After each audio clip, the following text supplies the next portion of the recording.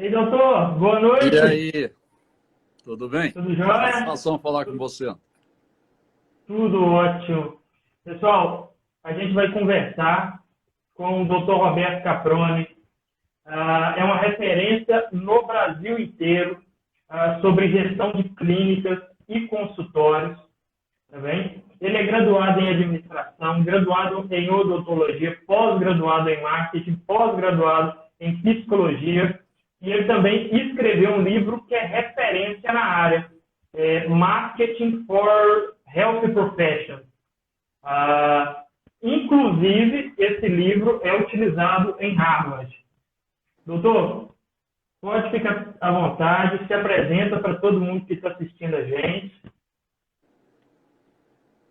Olá, Antônio, você já falou o que precisa, né? Vamos ao conteúdo, que é o que importa, não é verdade? Excelente. Você quer fazer estilo pergunta e resposta? Como é que você Não, quer conduzir isso? pode ficar à vontade.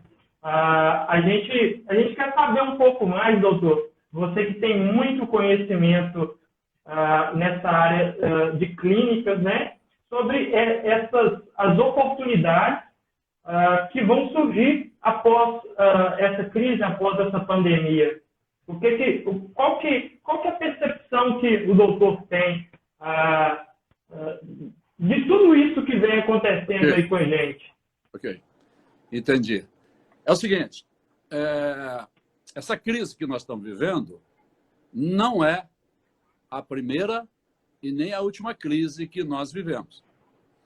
Crise quer dizer ruptura entre o meio interno organizacional e o meio externo. Então vai haver um desequilíbrio, você tinha um equilíbrio, de repente vai haver um desequilíbrio que parte, em princípio, do meio externo, poderá também partir da parte interna por falta de gestão adequada, equilíbrio entre meio interno e meio externo. O que é o meio interno? É o seu consultório ou sua clínica. O que é o meio externo? É o mercado. Então vai haver um desequilíbrio. Desde que o ser humano apareceu na Terra, ele convive com crise, com desequilíbrios. Tá bem? A crise similar a essa que nós vivemos foi a gripe espanhola em 1918. Tá? E que só lembramos dela agora com essa crise nova que estamos vivendo. Nós estamos vivendo 4 crises postas. Nós temos a crise do vírus, que ela é de saúde pública, né? E o Brasil tem mais de 5 mil municípios e cada município gerencia isso de uma forma, ou seja, é um caos total.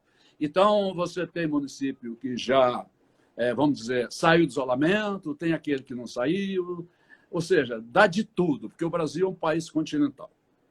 Nós não temos como interferir diretamente nessa crise do vírus, a não ser nos cuidando, tomando cuidado com a gente, não é? Eu tive a infelicidade de ser vítima desse vírus chinês, né? Então eu posso falar para você com cadeira, né? Passei alguns dias no CTI. Você tem uma outra crise sobreposta a essa, que é a crise econômica, que deriva dessa crise do vírus, mas observe que a crise econômica não é uma crise de liquidez. Não é porque alguém roubou dinheiro, não é porque um banco quebrou. O dinheiro está lá, está guardado lá. As pessoas não estão consumindo porque tem um vírus no meio do caminho, tá bem? Impedindo e dificultando isso. Nós temos uma crise política que é o pano de fundo de tudo isso, mas nós no Brasil já estamos acostumados entre o nós e eles, né? Isso não traz novidade para ninguém, mas está sendo explorado isso politicamente. Temos que tomar muito cuidado aqui nas eleições agora, né? Que vem por aí, para que não deixe que políticos inescrupulosos manipulem a gente com informações distorcidas. Perfeito. E nós temos a crise. Então, são 4 crises. Nós não temos muito controle sobre a crise de saúde pública causada pelo vírus, muito menos pela econômica, que o Brasil, o mundo está conduzindo muito bem, e agora um certo controle sobre a questão política no dia das eleições. Dessas 4 crises, a única crise que nós temos controle é aquela que acontece dentro da gente, que chama-se a crise do medo. Como o vírus é um inimigo que nós não vemos, porque ele é submicroscópico, não é? Dizem que na cabeça de um alfinete tem 200 milhões de vírus. Para você ter uma ideia, o tamanho desse infeliz, né? Então, o que acontece? A crise do medo é a mais perigosa e ela está dentro da gente. O ser humano, quando tem medo, ele emborrece, ele vai emborrecer. Ele passa a ter a inteligência de uma criança de 9 a 18 meses de idade. Então, você imagina, um adulto inteligente, com medo, ele tem a inteligência de uma criança de 9 a 18 meses de idade. Ou seja, há um emburrecimento. No momento onde nós precisamos de inteligência, que é a capacidade de solucionar problemas. Capacidade de solucionar problemas, de fazer e propor solução de problema. Tá? Então, nós vivemos uma situação meio complicada. Agora, crise quer dizer risco e oportunidade. Quanto maior a crise, maior o risco, maior a oportunidade. Se nós ficamos com muito medo, nós só focamos o risco e ignoramos a oportunidade. Se nós não temos medo nenhum também, o que é negligência, porque o perigo está aí, nós só vamos ver a oportunidade e não vamos mensurar o risco. Então, é importante que a gente fique com o olho no risco, para não negligenciar o risco, porque o vírus está aí, não é? Isso nós temos que tomar cuidado, nós temos que estar com a imunidade boa, né? Alimentar bem, dormir bem e evitar o estresse dentro do possível. E o outro olho nas opções. Porque a quantidade de oportunidades que estão surgindo são inúmeras. Eu, para todo lado que olho, vejo oportunidade. É claro que quanto maior a oportunidade, maior o risco. Mas se você souber gerenciar o risco, focando na oportunidade, você vai ver que as grandes fortunas no planeta, elas apareceram em momentos de crise. Eu vou citar aqui uma rapidamente, só para você entender o que eu estou falando. Em 1940, nós estávamos em plena Segunda Guerra Mundial e o Brasil produzia muito café e exportava café. Mas só que o mundo estava matando uns aos outros e eles não estavam preocupados em comprar café do Brasil. Então, houve uma produção muito grande de café no Brasil, em 1940, e com praticamente consumo zero no exterior. Nós estávamos, então, com uma super safra de café, muito café, excedente de café. A equipe econômica de Getúlio Vargas pagou um determinado valor, sei lá quanto foi isso, porque era em réis, não sei como traduz isso para hoje, mas vamos supor que estava pagando R$50 para cada fazendeiro arrancar um pé de café. Cada pé de café dá lá R$50 para ele. Então, estava todo mundo arrancando pé de café porque ganhava-se muito dinheiro. E tinha um pequeno fazendeiro no interior paulista, chamado Mofarrege, que ele começou a plantar café. Aí as pessoas perguntaram assim para ele, você está louco? Está pagando para, vamos dizer assim, arrancar o pé de café e você está plantando? Ele falou, não, não tem loucura nenhuma, não. É porque o café leva 5 anos para produzir. Vocês estão arrancando. Daqui a 5 anos vai faltar café. E o preço do meu café, já que eu vou ter esse café, vai lá para cima. E eu ficarei milionário. Foi o que aconteceu. Ele criou lá na Alameda Santos, São Paulo, o Hotel Mofarrege, que hoje ele já morreu, né? Foi assumido, então, por uma rede espanhola. Então, o que eu quero te mostrar com esse exemplo, existem inúmeros outros, que se você souber detectar as oportunidades, é o momento de gerar grandes fortunas. Tá? Então, nós somos espectadores de um momento único na história, onde todo mundo parou durante o isolamento. Houve uma parada do mundo. E a partir do momento que se para de trabalhar, por causa do isolamento social, você deixa de ganhar dinheiro. E você começa a consumir a poupança. E quando eu deixo de trabalhar, deixo de ganhar dinheiro e consumo as minhas reservas, isso gera pobreza, porque a riqueza ela é gerada pelo trabalho e pela poupança. E nós fizemos exatamente o inverso. Então, o que acontece?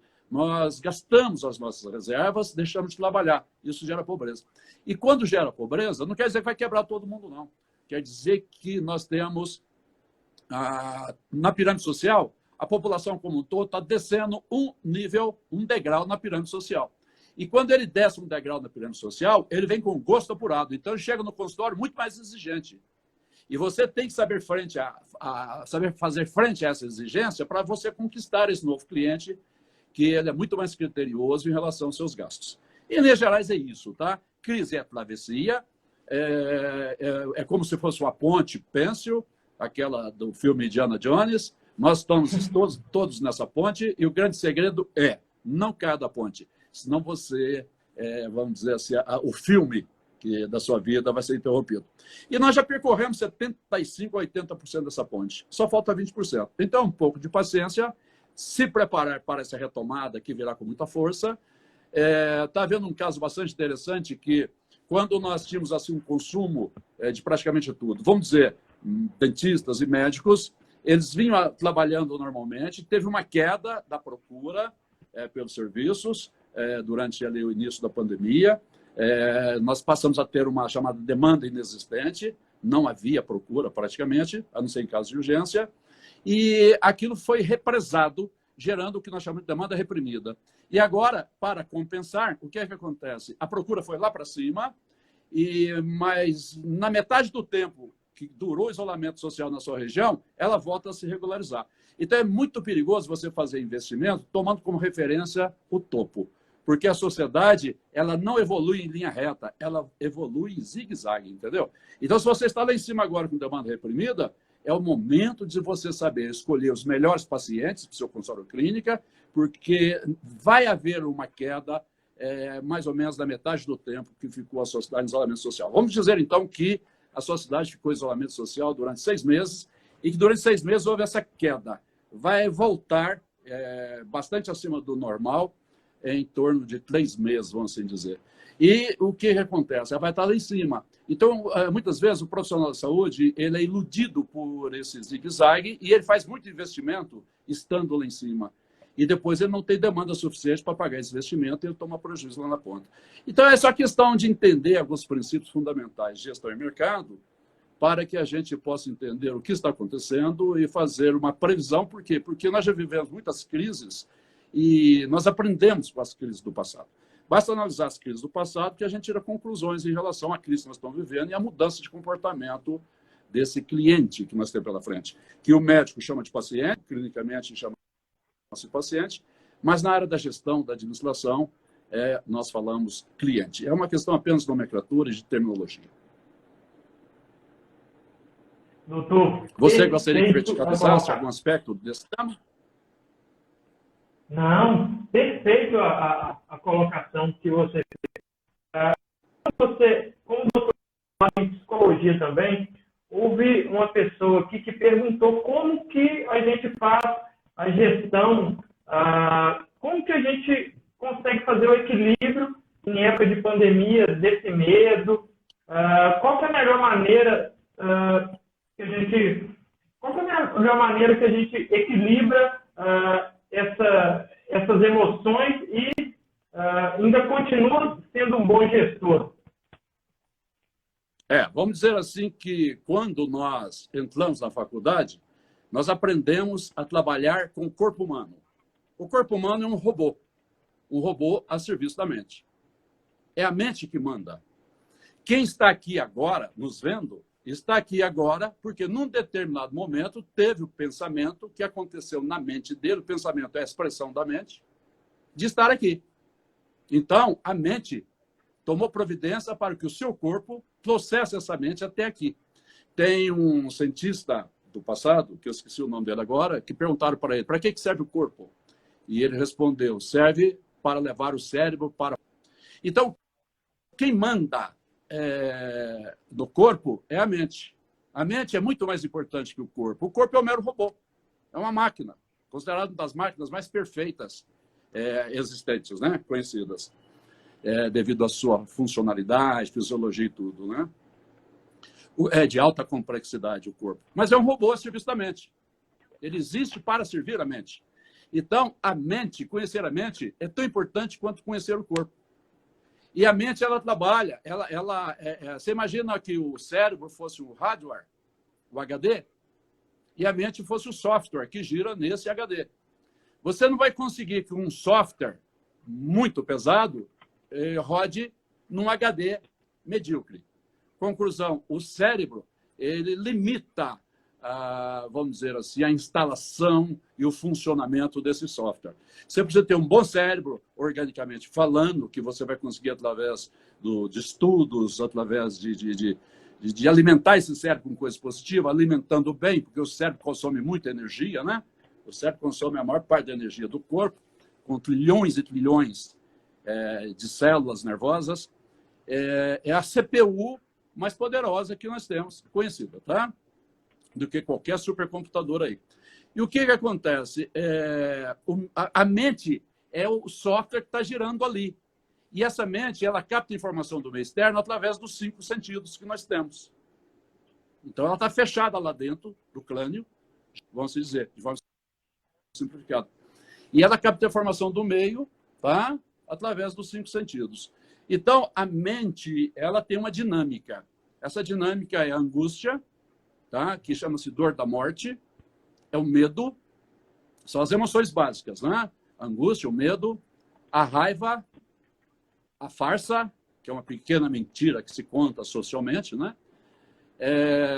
A culpa, a ansiedade, tá? E o que acontece? O que acontece é que você tem que saber o que isso significa e o que gera isso. O fator que gera angústia, medo, raiva, culpa, ansiedade, que pode te levar ao estresse e à depressão, nasce da insegurança quanto ao futuro. Então, o ser humano, ele lembra de uma situação onde ele não foi bem no passado e ele projeta o futuro. E quando ele projeta esse futuro, ele se sente inseguro em relação ao futuro. Passar por angústia, por medo, por ansiedade, e ele pode ficar preso nesse ciclo e fica estressado. Esse estresse pode levar à depressão. Então, por exemplo, biologicamente falando, conforme a Organização Mundial de Saúde, num trabalho publicado em 1980, né, numa reunião da Organização de 1980, 80% da população está a um pé da... Isso em situações normais. Agora, na hora que você joga esse vírus como pano de fundo, essas pessoas, 86%, é o potencial de pessoas que podem se deprimir. Esse, vamos dizer, normalmente, se o potencial máximo é 86, quem está deprimido e angustiado é um número menor que 86. O que vai acontecer? Um número quase próximo de 86% pode enfrentar quadro depressivo, angústia e pânico, né? O medo é uma emoção. Quando ele somatiza, ele chama-se pânico. Então, o que acontece? Se eu estou com medo, eu contagio o outro com essa emoção. Ela é contagiante. Então, o vírus, ele tem o tamanho do nosso medo. Aquilo que a gente não vê tem o tamanho do nosso medo. E se eu tenho muito medo, eu só falo daquilo e eu acabo contagiando o paciente. E o paciente com medo, ele já está com medo. Procura o médico também está com medo. O que vai acontecer? Vai embora, não é isso? Então, você tem que estar tranquilo e seguro daquilo que você está fazendo e tem que ter um discurso, uma conversa que ajude a reduzir o medo, eliminando a insegurança que alimenta o medo e gerando tranquilidade para ele. A partir do momento que você faz isso de uma forma planejada, mas que tem que vir de dentro de você, ela não pode ser artificial, ela é uma jogada ensaiada que você vai fazer, mas ela tem que nascer de dentro de você. Se você mente, o cliente percebe, o cliente não é idiota. Então, o que acontece? A partir do momento que você conhece essa dinâmica e que você percebe que aquele ser humano que está na sua frente está com medo, tem forma de você conversar com ele de forma humana, de forma atenciosa, para reduzir esse medo. Porque quando ele vai ao médico, ou ao dentista, ou a um profissional de saúde, ele vai porque ele confia. E se ele confia em você, o que você fala é verdade. Então, você pode reduzir esse medo nele. E ele leva essa mensagem para a família e aquilo vai, vamos dizer assim, se propagando, não é? Essa segurança. Exato. Então, você tem que conhecer um pouco de psicologia, o mínimo necessário de psicologia. Infelizmente, as profissões de saúde, elas se limitam muito à questão do corpo. Elas esquecem de abordar a questão da psique, que é a mente. Entendendo, né? Porque, vamos dizer assim, a mente ela é mais poderosa que o corpo, porque é ela que determina o que o corpo vai fazer. É por isso que existem as doenças psicossomáticas. O que é psicossomática? Psico é mente, somática é corpo. Então, são doenças que se somatizam no corpo, tá? E isso está acontecendo muito. Aqui em Belo Horizonte, para você ter uma ideia, tem sim pessoas em CTIs e hospitais cuidando desse vírus chinês que eles pegaram, né? Eu não falo Covid porque esse é um nome bonito, eu acho que tem que ficar registrado na história como vírus chinês, tá? Tem que ficar muito claro de onde veio isso. Então, as pessoas estão se tratando nos hospitais, a gente vê as estatísticas. Mas se você ligar numa clínica de saúde mental em Belo Horizonte, de primeiro nível, que cobra R$ 1.200 a consulta, R$ 1.200 a diária, ela tem fila de espera de 1 mês. Ou seja, as pessoas com medo, com pânico, é um número muito maior do que o número de pessoas que estão se tratando da doença do vírus chinês nos hospitais. Só para você ter uma ideia, o tanto que a mente ela é importante. E é através de, vamos dizer assim, de você, da sua linguagem verbal, a linguagem verbal representa 7%, e a linguagem não verbal, que é através da linguagem do seu corpo e daquilo que está à sua volta, que comunica com o cliente. O cliente ele vai confiar muito mais na linguagem não verbal, que representa 93% da comunicação humana. Então, você tem que trabalhar tudo isso para gerar segurança nesse cliente quando ele está com você. Porque quando ele se sente seguro e tranquilo, ele vai sentir um bem-estar. E ele vai relacionar esse bem-estar com você. Tá? Ele vai ancorar esse bem-estar em você. Então, toda vez que ele lembrar de você, ele se sente bem. Isso, para você, como profissional, é excelente, porque ele passa a indicar você e passa a procurar você. Então, esse é um momento onde poderíamos falar de forma grosseira e aproximada, onde um pão com linguiça virou banquete, porque faltou comida, entendeu? Só que é uma comida emocional. Então, o médico hoje, você vai nele, um médico de plano de saúde, ele te atende em 15 minutos e nem olha nos seus olhos. Ele não vê você como ser humano. Se você vai lá, por exemplo, com um problema cardíaco, ele só sabe falar de coração. Se você vai no ortopedista, ele só entende de ortopedia do tornozelo, sua especialidade é tornozelo. Ele não tem uma visão do corpo humano como um todo, e muito menos do ser humano pleno. Que conforme a Organização Mundial de Saúde, saúde é o equilíbrio biológico do corpo, tá? É o físico, é o soma, é o equilíbrio psíquico, que é a mente, psique, é a psique, daí que vem psicologia, que é a mente. Você vai ter contato com a sua mente, com essa vozinha interior que está aí na sua cabeça agora. O seu pensamento é a expressão da mente. Então, saúde é o equilíbrio biológico, psíquico, social, que na sua relação com as pessoas à sua volta, família, amigos e conhecidos, e espiritual, que está lá no centro de tudo. O espiritual é uma... cada religião se chama de um jeito. Então, por exemplo, a religião católica vai chamar de Espírito Santo. Tá? Mas o que é esse espírito que hoje é estudado pelo MIT, que é o Massachusetts Institute de Tecnologia lá em Boston? Eles estão estudando o que é essa parte, vamos dizer, espiritual, que é o espírito individual, que chama-se nous, que é uma centelha divina. É como se o Criador, Deus, chama lá como quiser, fosse uma fogueira, saiu uma centelha, essa centelha, ela assimilou a matéria, que é o corpo. Como o espírito individual não fala com o corpo, colocou a mente intermediando. Então, você tem, na verdade, esse modelo da Organização Mundial de Saúde, de 98, ele fala o seguinte, é como se o meu corpo fosse um círculo, eu tenho 2 círculos para fora e 2 círculos para dentro. Então, o meu corpo chama-se círculo somático, o primeiro círculo que vem logo depois, o externo, chama-se círculo social, família, amigos e conhecidos, e deriva desse círculo social o círculo profissional. Você tem a sua técnica médica, no caso, gestão e mercado.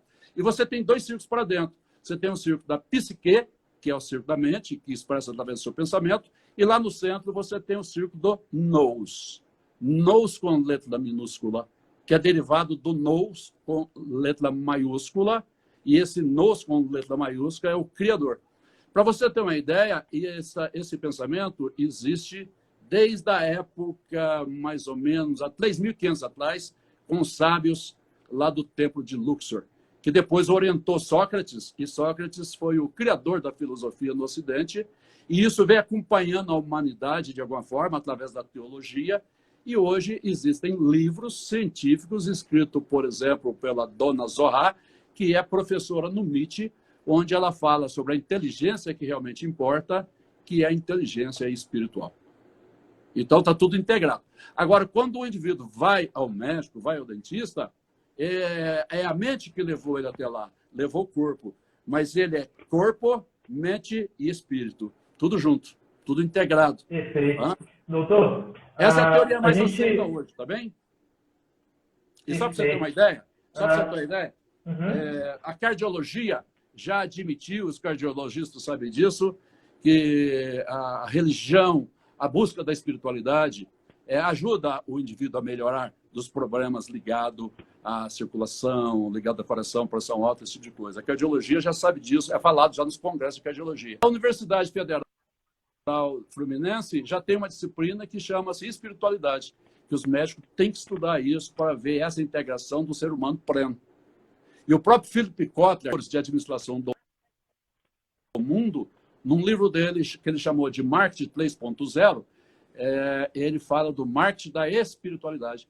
Ou seja, o que é marketing da espiritualidade? Marketing não é propaganda, não esqueça isso. É você criar conexão com o cliente através das questões espirituais. Mas você tem que fazer isso de forma muito sutil para que as pessoas não confundam com religião. Se confunde com religião, é como falar de política no consultório. Então, às vezes, você tem que ouvir e ver a crença daquela pessoa.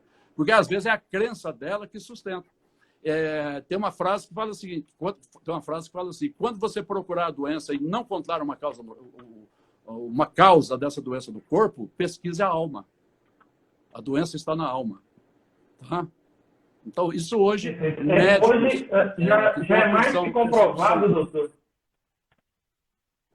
Médicos que têm uma percepção mais ampla do ser humano usam esse modelo de Sócrates, que o Sócrates pegou do tempo de Luxor e que vem evoluindo. Aí vem uma questão, quando eu falo isso num curso, a pessoa fala para mim, Roberto, você é pastor? Eu falo, não sou pastor, eu estou usando o modelo da Organização Mundial da Saúde. A Organização Mundial da Saúde que falou. Agora, você tem pastores que falam sobre isso, você tem padres que falam sobre isso. A questão toda é o seguinte, você tem que entender o ser humano como ser humano pleno. E o cliente, vamos dizer assim, esse cliente, esse paciente que está saindo dessa situação que nós vimos a morte de perto, porque eu entrei para o CTI para não sair. Os médicos falaram que eu não estava reagindo, que eu não saí vivo de lá. Então, quem viu a morte pelos olhos, bem de perto, que foi o que aconteceu comigo, quem pensa que viu a morte, que é a mesma coisa, sai mudado dessa experiência. Você sai mudado dela. Você sai se preocupando, você se preocupa em ser um ser humano melhor. Porque é isso que o mundo está pedindo. Tá? Seres humanos melhores, mais altruístas, mais solidários, com a capacidade de te ouvir, de entender o ser humano como a plenitude. Tá? A minha mãe, por exemplo, foi um médico que tem essa prática e ela não sabia falar sobre a angústia, mas ela falava que fosse como se fosse o elevador subindo e descendo, a dor que ela sentia no peito. E essa dor, ela é tão intensa que, às vezes, as pessoas, só para você ter uma ideia, o indivíduo suicida, ele está vivendo esse processo de angústia, ele não quer morrer, o suicida não quer morrer, ele quer ficar livre dessa dor, chamada dor da morte. E muitas pessoas se automutilam para que a dor física ela anule essa dor da alma. Tá? Pra você ter uma ideia, a força dessa dor chamada angústia, que está presente na depressão e que 86% da população humana está a um passo da depressão sem vírus. Com vírus, vamos dizer assim, esse número, 86%, deve estar batendo, que era lá, vamos supor, 10%, 5%, deve estar batendo em 50%, 60%. E é esse tipo de indivíduo que vai para o consultório. E os médicos que atendem consultas clínicas, eles já sabem muito bem que em cada 10 consultas clínicas, em torno de 7 a 8, o indivíduo não tem nada. Ele só quer desabafar-se, entendeu? Ele quer uma pessoa de confiança com quem ele possa desabafar, com quem ele possa falar da dor que ele está sentindo dentro dele. Se você for ver as músicas disso, e vendem muito por isso, a identidade das pessoas, os livros, toda a história humana está repleta desse sentimento de angústia, que é uma dor que quando o indivíduo sente e conhece o porquê, ele sente, mas ele sabe o porquê e ele sabe que aquilo vai passar. Mas quando ele não conhece, ele não sabe dessa dinâmica, ele sente aquilo e não acha que vai passar, acha que aquilo vai se eternizar. Então, isso leva o indivíduo ao suicídio. E o nível de suicídio na população normal está subindo muito. E entre os profissionais de saúde é 5 vezes maior do que o da população normal, para você ter uma ideia da gravidade da situação. É mais ou menos assim, o cliente vai ao médico falando que quer suicidar. Aí o médico, pô, que boa ideia, eu também estou pensando, vamos junto. Isso não faz sentido, né? O médico é um resolvedor de problema. As profissões só existem para resolver problemas. Quanto mais problema o mundo tem, mais precisa de resolvedores de problemas. E nesse momento, nós estamos com um mundo cheio de problemas. As pessoas não aguentam mais falar de vírus, não aguentam mais isolamento social, mas o vírus está aí, na tocaia. Ele não foi embora, não. É por isso que vem a terceira onda. Em 1900, a gripe espanhola, foram 3 ondas durante 2 anos, para você ter uma ideia. Doutor, e quem sabe A nossa surfar essas geração, ondas, né? com inteligência, sem medo. Primeiro você tem que eliminar o medo de você. Exato. Quem sabe E o que surfar. elimina o medo de você é a razão. É razão, é conhecimento e razão. A emoção, ela é um perigo. A emoção é a mente descontrolada. Às vezes as pessoas são impulsivas, né? E esse conhecimento não nasceu na ciência, nasceu na filosofia. A filosofia, ela parte do princípio que nós temos que ter a dúvida metódica. O que é a dúvida metódica?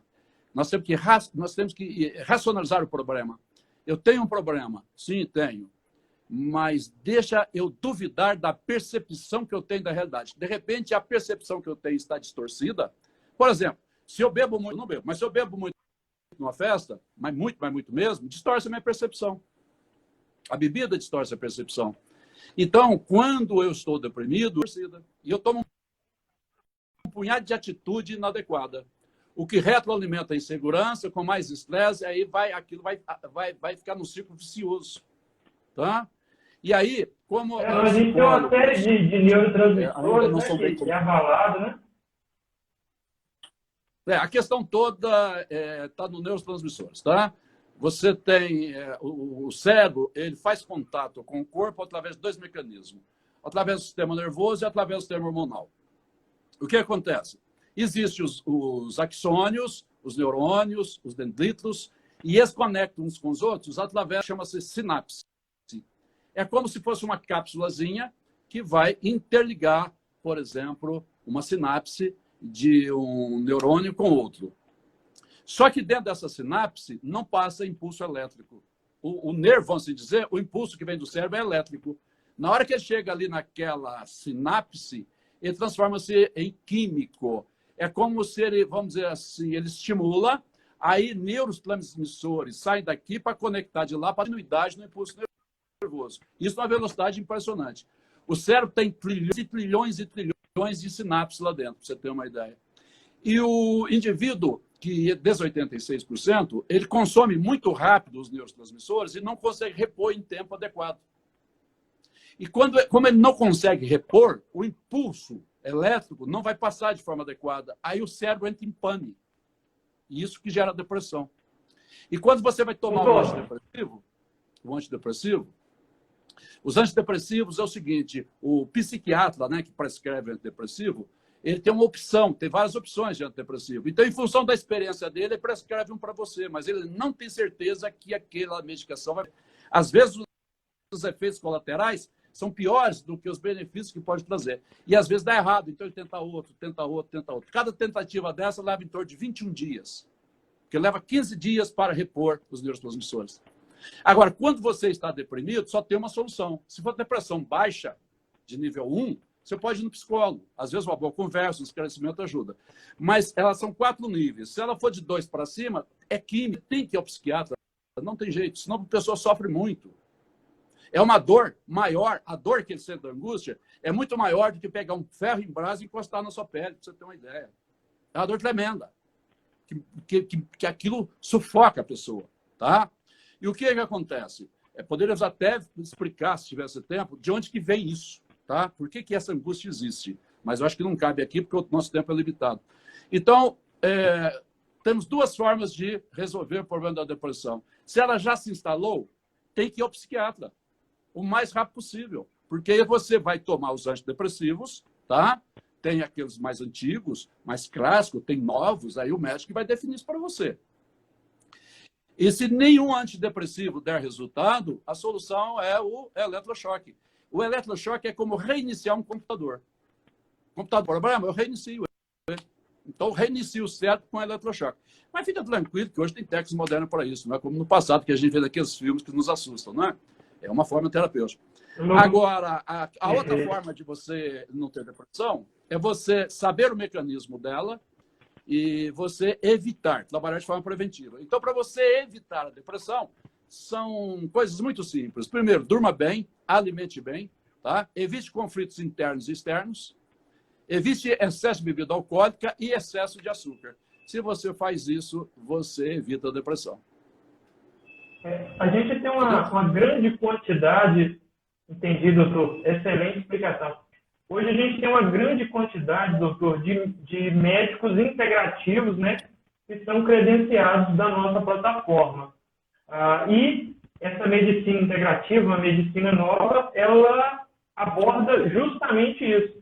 Trata o ser humano como um todo, levando em consideração o social, o psicológico, a alimentação. O meu médico, para você ter uma ideia, o médico com quem eu vivi um negócio pior que o Covid, que é essa doença, né? Pior que ela é a síndrome pós-Covid. É aquilo que vem depois, por 90 dias. Você vai ter problema com sabor, com cheiro, você vai ter prostração, depressão, perda de memória de curto prazo. Perda de memória de curto prazo é uma coisa super interessante. Por exemplo, geladeira para pegar alguma coisa, esquece o que foi pegar lá. De início até engraçado, mas com o tempo aquilo começa a aborrecer. Dizem que passa 90 dias. Então, o médico que vem tratando na síndrome pós-Covid, ele é o médico que vê o ser humano como um ser humano pleno, dentro do que propõe a Organização Mundial de Saúde. E ele cobra, para você ter uma ideia, em Belo Horizonte, R$800 a consulta, e esse dia eu falei para ele, ele chama o Dr. Frederico Prete. Eu falei para ele, doutor, a sua consulta é barata demais pelo que você oferece. A consulta, 2 horas, e ele faz assim, chamadas, como nós estamos fazendo aqui, uma vez por semana comigo, para saber como é que eu estou indo, se o remédio está dando efeito ou não. O atendimento dele é tão bom, mas tão bom, que se ele cobrasse o dobro, eu pagaria. Tá? E ele não atende plano de saúde. Ele fez a opção para atender com excelência, não só na parte clínica, porque a parte clínica, ser excelente, é uma obrigação do profissional de saúde. Né? Ele tem que ser, no mínimo, bom, não é verdade? Um oftalmologista tem que ser, no mínimo, bom, porque se eu vou lá com um problema, porque eu não estou enxergando bem e ele me deixa cego, ué, que cara é esse? Onde é que ele se informou?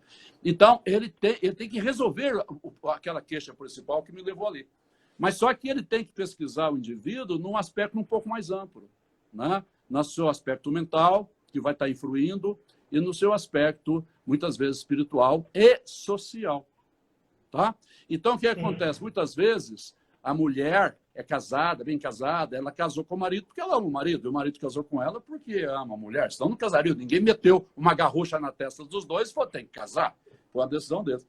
Mas, com o tempo, aquela relação vai desgastando, vai virando aquela confusão filha da mãe, e parece que aquele amor que existia desaparece. Ele não desapareceu, ele apenas está adormecido. E o desce, aquela paixão, aquele amor, é massacrado pela rotina do dia a dia, porque a rotina ela é terrível. E o que acontece? De repente, a pessoa se sente acompanhada, chama-se solidão acompanhada. Tá? Chama também a síndrome do ninho vazio. Se os médicos, né? Chama-se também a síndrome do ninho vazio. Por quê? Porque os filhos cresceram, saíram de casa e só ficou aquele de meia idade para cima. E muitas vezes, principalmente, afeta muito a mulher, também o homem, mas muito mais a mulher, porque a mulher é um ser muito mais sensível que o homem, não é? E ela vai ao médico. E às vezes, clinicamente, ela não tem nada. É só um problema no desajuste das relações interpessoais dela. Então, se o indivíduo não entender o ser humano de forma plena, ele não consegue propor um diagnóstico correto. E aí ele começa a prescrever medicação tarja preta para o indivíduo, e remédio para dormir, se você precisa, é bem prescrito, tem que tomar. Não tem outro caminho, não. Então, se eu preciso tomar, eu vou tomar. Mas quem vai prescrever é um bom psiquiatra. A grande questão é que se você toma remédio para dormir, daqui a pouco você tem que tomar remédio para acordar. Para você ter uma ideia, dizem que se você pegar um copo com água do Rio Sena, lá em Paris, e mandar analisar, você vai ver a substância ativa do Rivotril dentro da água do Rio Sena. Porque aquilo as pessoas tomam, vão ao banheiro e o esgoto leva para lá. De tanto Rivotril que se toma, assim, entendeu? Então, o médico... Se o médico não estiver bem emocionalmente, psicologicamente, né, ele dificilmente conseguir receber essas oportunidades que... se o médico não está bem, e isso acontece muito, porque atrás de um médico tem um ser humano, e muitas vezes esse ser humano está sofrendo, é mais ou menos como um piloto que surta dentro do avião. E ele está surtado e fala para os passageiros, fiquem tranquilos. Bem, mas o passageiro está vendo que ele está surtado. Não dá para ficar tranquilo dentro do avião se o piloto perdeu as referências. Então, quando eu vou ao médico, o médico é uma figura idolatrada. Ainda mais agora, nesse momento que nós estamos vivendo, onde ele é um herói, porque ele enfrentou, é o médico que está na linha de frente, os enfermeiros, os profissionais de saúde de uma forma geral, que está na linha de frente contra esse vírus que está aí. É o pessoal da saúde, muitos morrendo, né? Então, o profissional mais bem posicionado que nós temos no mercado é o bombeiro. Bombeiro, todo mundo acha que ele é herói e ele também se acha herói.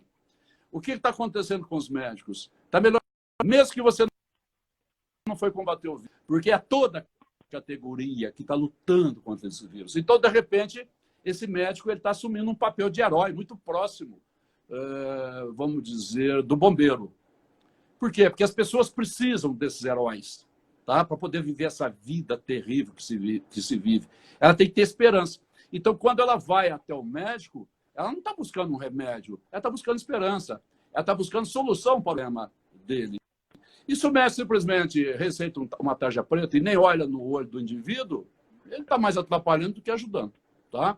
E esse tipo de médico ele vai sofrer muito nessa retomada, vamos dizer assim, que nós estamos tendo, né, dessa crise que estamos vivendo, porque toda crise é temporária, ela tem dia e hora para acabar. Crise é travessia.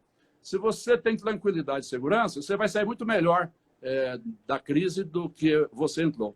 Só que você tem isolamento social, você tem, muitas vezes, famílias presas em pequenos cubículos chamados apartamentos, aquelas famílias que não conviviam muito, né? O homem trabalhava fora, a mulher também, e às vezes se encontravam à noite, jantavam junto e tal, elas passaram a ser obrigadas a ficar presas num cubículo chamado apartamento com todos os filhos ali dentro.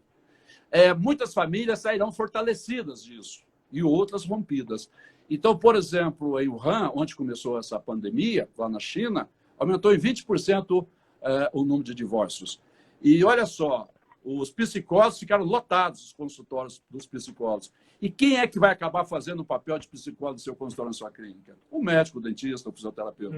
Ele acaba sendo aquele ombro amigo onde o indivíduo vai desabafar. Mas ele atende por plano de saúde muitas vezes. Em 15 minutos, ele mal consegue prescrever o Rivotril para o indivíduo. Como é que ele vai ouvir esse indivíduo? Ele nem olha no seu olho. Aí depois ele reclama que Deus não ajuda. Aí depois ele reclama que o plano de saúde está sufocando ele. Não. É ele que está se sufocando, você entendeu? Porque ele não está vendo saída, ele não está vendo a oportunidade, só o risco. E aí ele entra num redemoinho, ele entra num círculo vicioso. E ele tem que romper isso em determinado momento e entrar num círculo virtuoso. E é o que a gente faz no nosso trabalho. Pelo nosso novo método Caproni, né, que a gente tem um desafio, chamado Desafio Caproni, né, que é aumentar, fazer você ganhar tempo, qualidade de vida, reconhecimento social e dinheiro. O que acontece? Isso tudo junto chama-se prosperidade. Nós já tivemos mais de 4.500 profissionais de saúde que passaram por esse método nosso com excelentes resultados. É uma mudança de paradigma, é uma mudança de ver o mundo. Porque se o que eu estou fazendo está errado, né? Se o que eu estou fazendo não está dando o resultado que eu quero, então eu tenho que mudar o que eu estou fazendo. A forma como eu estou fazendo. Eu tenho que buscar outra forma. Então, assim, se eu venho fazendo de uma forma o tempo todo e eu não consigo o resultado que eu quero. Por quê? Trabalho muito, ganho pouco, não tenho tempo para as pessoas que amo. A vida do médico é um pequeno caos. Ele trabalha em diversos lugares, ele trabalha horas, uma quantidade de horas desumana. E o que acontece? Ele está preso no chamado caminho dos ratos. Então, o que nós temos que fazer? Chama-se quebra de paradigma. O que é paradigma? É a forma de ver o mundo. Então, nós temos que aprender a ver o mundo de outra forma, tá? De outra maneira. Muitas vezes, contrariando aquela que eu penso. Agora, por que eu devo fazer isso? É porque o que eu estou fazendo não está dando o resultado que eu quero. Se o que eu estou fazendo não está dando o resultado que eu quero, é porque o que eu estou fazendo está errado. É por isso. Então, não adianta eu fazer mais do mesmo. Eu tenho que fazer diferente. E fazer diferente é aquele indivíduo que está na sua frente, não é um doente, é um ser humano que está em desequilíbrio. Sim. E que precisa se reequilibrar. Então, lá na China, lá na antiguidade, tinham chamado médicos de pé no chão. O que era o médico de pé no chão? Eles andavam descalços e o indivíduo pagava uma mensalidade para ele, para que ele cuidasse da saúde daquelas pessoas. Então, ele tinha uma renda recorrente e cuidava da saúde. Quando o indivíduo ficava doente, ele não precisava pagar o médico, porque o médico não conseguiu manter ele em equilíbrio. Então, se você for ver, no século XX, praticamente, depois da industrialização, e agora no início do século XXI, toda a prática médica vem sendo questionada, não por mim, pelos próprios médicos, que param para pensar. Tem alguma coisa errada em algum lugar. Aí vem... A própria medicina integrativa é uma quebra de paradigma, né? A medicina integrativa é uma quebra de paradigma, e a prova que ela é uma quebra de paradigma porque tem tanta gente contra ela. Exato. Você sabe que eu tenho um caso bastante interessante de um aluno meu, que um paciente dele ia amputar a perna, tá bom? E procurou ele trabalhava com medicina, se não me engano, chama hiperbárica, é uma técnica, né? E ele salvou a perna desse indivíduo. O outro médico que ia fazer a cirurgia queria processar esse médico. Porque foi, eu ia fazer a cirurgia nele para tirar a perna e você salvou ele. Aí eu falei, então o mundo ficou louco. Porque qual é que é o papel do médico? Olha, o papel do médico é tornar a vida do indivíduo mais fácil, buscar o equilíbrio. O outro achou ruim porque ele ia perder uma cirurgia que ia amputar a perna do indivíduo. Agora, imagina amputar a perna do indivíduo. Você acaba com a vida dele. Você vai gerar um trauma familiar e pessoal para ele, social, muito grande. Não, o outro salvou a perna dele e estava correndo o risco de ser processado. E na hora que foi pagar o médico, ele pagou para o médico lá, para fazer esse tratamento, R$6.000. Aí esse cliente falou para ele, doutor, você está me cobrando R$6.000 para salvar a minha perna? Se você me cobrasse 30 mil, eu te pagaria. É a minha perna, doutor. Então, você observa que o cliente não é bobo, o paciente não é bobo. Existe uma inteligência social, entendeu? E aí, muitas vezes, aquele médico está dando certo porque está fazendo a coisa errada. A faculdade da saúde, ela põe viseira de burro no indivíduo. Mete uma viseira de burro nele, entendeu? Por exemplo, na odontologia, dentista só sabe falar de dente. Ele não consegue falar do outro assunto. Tá? O dentista sai com a namorada no dia dos namorados e fala de quê? De dente. Eu já vi isso acontecer em restaurante. Por quê? Porque ele não tem outro assunto para falar. Porque ele é apaixonado por dente. O cardiologista é apaixonado pelo coração. É por isso que o cardiologista põe no cartãozinho um coração. E o dentista tão apaixonado por dente que põe no cartãozinho um dente. O que eu acho que é uma bruta falta de respeito com o proctologista, com o urologista, com o ginecologista, que fica sem o que pôr no cartão. Entendeu? Vai faltar um pouco de criatividade para eles. Olha, não é para chorar, mas a rir dá mais leveza. Está precisando de dar risada. Nós estamos vivendo o mundo está precisando de rir mais. Nós estamos vivendo um momento único na história. Nós estamos sendo espectadores de uma grande transformação no mundo e uma grande aceleração. Lá em Tel Aviv, que tem universidades fantásticas em Israel, eles vinham discutindo há 5 anos se deveria ter ensino à distância, o EAD, ou não. Deve ser presencial ou deve ser à distância? 5 anos discutindo isso. Tinha um grupo a favor, um grupo contra, e aquilo não evoluía. Quando começou a pandemia, numa semana, eles decidiram que tinha que ser à distância, porque não tem mais como ser presencial. Então, o que acontece? Crises como pandemia, guerras e revoluções aceleram a história. E nós estamos vivendo um momento que a história está se acelerando tanto que nós vamos viver 10 anos em 1 ano, em termos de mudança. Doutor, por exemplo, telemedicina. A telemedicina, até pouco tempo atrás, não se falava em telemedicina ou se falava-se muito pouco. Hoje em dia, a virou... telemedicina utiliza essa ferramenta que nós estamos usando aqui. Então, por exemplo, às vezes para uma consulta inicial, o contato presencial é fundamental. Mas para um retorno, você pode fazer através Eu faço psicanálise, pra você ter uma ideia, eu nem conheço a minha psicanalista pessoalmente. Né? Eu faço assim, com essa ferramenta que está aqui. Agora, essa ferramenta que está aqui vai resolver todos os problemas? Não, ferramenta nenhuma resolve todos os problemas. Mas ela está permitindo a gente falar ao vivo, sendo que você está em Ipatinga e eu estou aqui em Belo Horizonte. Está no Japão, eu poderia estar, por exemplo, lá na Áustria, está do mesmo jeito. Então, o que acontece? É uma tecnologia que aproxima as pessoas. Aí vem a questão que é o marketing digital, que os profissionais de saúde ficam muito preocupados com essa questão do marketing digital. O contato do consultório, que é o meio interno, com o mundo externo. O marketing digital não tem nada de novo nele, tá? Nada, nada, nada. Só para você ter uma ideia, o meu pai, que nasceu em 1927, ele foi da era do rádio. E quando apareceu a televisão, o meu pai falava que a televisão era descrita como sendo um rádio que você via as pessoas. Ela não tinha ainda o nome de televisão, então era um rádio que você via as pessoas. O ser humano começou a comunicar. A comunicação dos seres humanos, ela é algo que faz parte da vida. O ser humano é um ser social, ele nasce dentro de uma família, ele não nasce isolado. Então, ele é um ser social. O que acontece? A comunicação nasceu com sinal de fumaça, com pombo-correio, depois veio telégrafo, depois veio telefone, aí depois veio jornal. Não estou falando que foi nessa ordem, tá bom? Aí veio o rádio, veio a televisão. E observe que praticamente a televisão não matou o rádio. Aí veio agora a internet. A internet é que surgiu.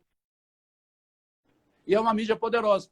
Mas a internet, vamos dizer, o marketing digital é como se fosse um cano de água. É um cano. A água boa.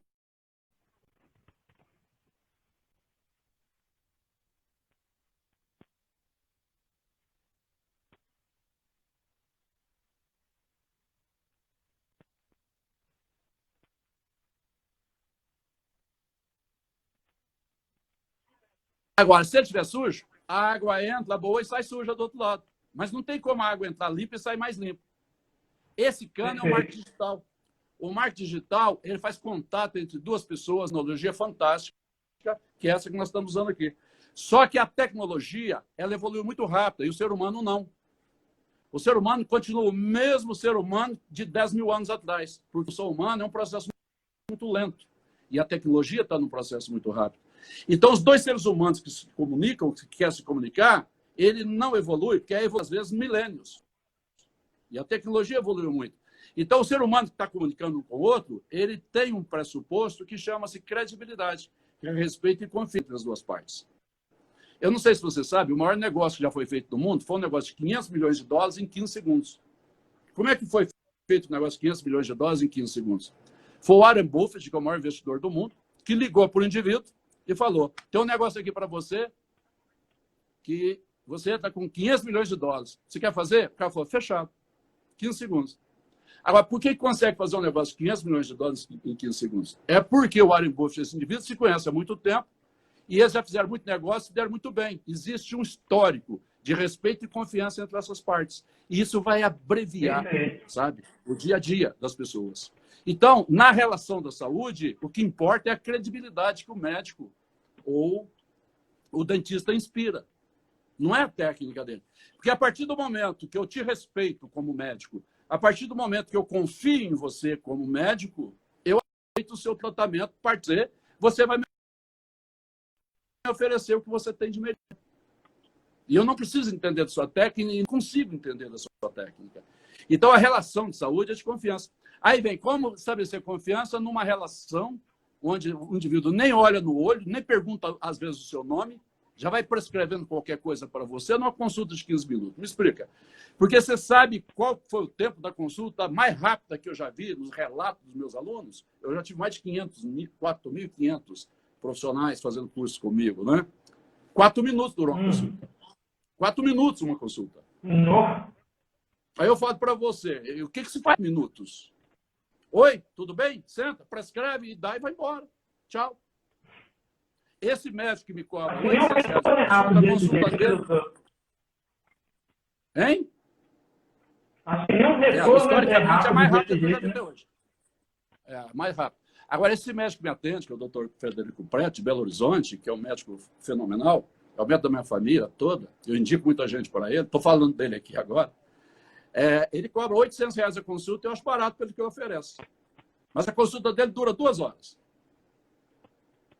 Ele ouve você. Você sabe o que a minha mãe fala? Minha mãe tem 86 anos. Ela fala, eu gosto de consultar com ele porque ele entende o que eu estou sentindo. Eu não preciso falar, ele entende. Se o profissional não entrega valor... Como eu já te falei, ela define angústia como sendo um elevador que sobe e desce. Ela não tem essa concepção teórica que seja angústia. E ela estava angustiada porque perdeu o marido, perdeu uma filha recentemente, né? Que é minha irmã e meu pai morreram e tal. E isso aí gera insegurança quanto ao futuro, que gera angústia. E ela estava se sentindo mal, foi lá. Aí ele descreveu para ela o que ela estava sentindo na linguagem dela. Ela falou, doutor, você é a primeira pessoa que está entendendo o que eu estou sentindo. E ele explicou, falou, dona Nilda, isso é normal nessa situação que a senhora está vivendo. A senhora está vivendo uma situação de luto.